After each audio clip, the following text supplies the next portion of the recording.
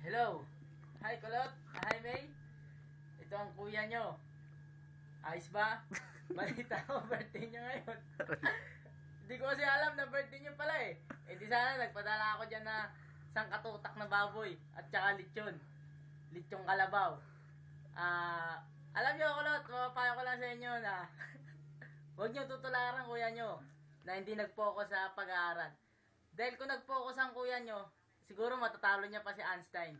Kaya binaliwala niya lang yun. Masasabi ko sa inyo, ingat kayo dyan. Kita nyo, naglalaro ako ng Dota. Busy-busy kami ni Basyong dito. Siya nagbibideo sa akin. Mag-iingat kayo dyan. Happy birthday sa inyo.